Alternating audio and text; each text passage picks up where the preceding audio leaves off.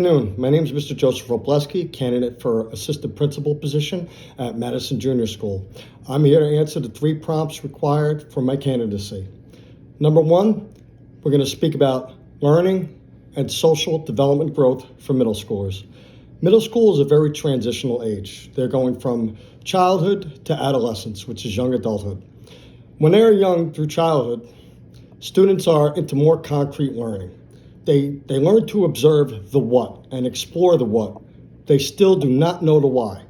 When they get into middle school, what should be incorporated in classrooms, having these students being able to observe the what and now begin their own inquiries, looking for the why, starting to act like lawyers and little scientists for the future to understand how things work in the real world. They have to understand that in the real world, which I feel I was here to help them learn, is that problems will occur and they need to come up with correct solutions to those problems. They need to learn to implement action and to become innovators in the future. That is our job. While that is very important at the learning stage, our other job is also to help them with the transition of developing socially.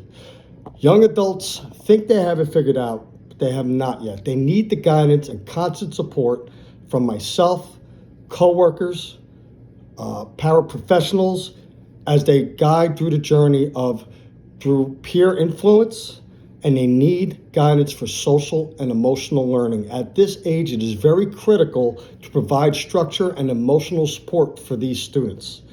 This is very important to pave the pathways for the future and to have them ready for high school and onto career readiness.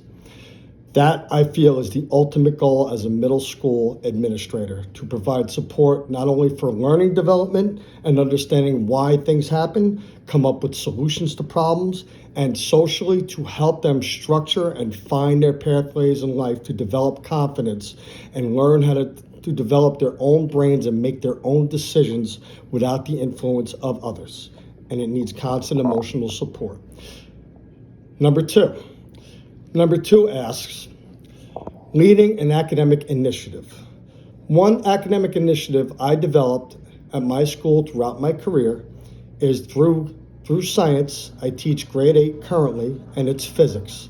I developed a before and after care tutor study program, which has helped improve their science scores along with mathematics scores. At first, it was just myself and a coworker tutoring students before and after school to provide physics frameworks and to help them understand calculations. I also incorporated a year after that, as I observed the data, to invite some Harrison High School students that were former students of mine from the past to come and volunteer and peer tutor my physics students, because sometimes students need the influence of students that went through my program and may listen to their peers more than an adult. That is one initiative I took. Another initiative I have currently started is a STEAM and Sports initiative, which is an elective course. That incorporates engineering, technology, real-world problems on budgeting, understanding deadlines, understanding budgets, all things that young adults need to know in their future in order to be successful at life. I have proof throughout the data that scores have improved throughout my initiatives as I continue my journey through education.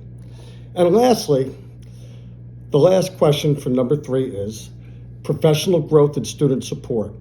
Throughout my tenure, I've learned how to use classroom management, differentiated instruction. I observed other teachers when I first started, and now my job as a leadership team member and school climate committee member at my school is to help mentor new teachers and non-tenured teachers alike.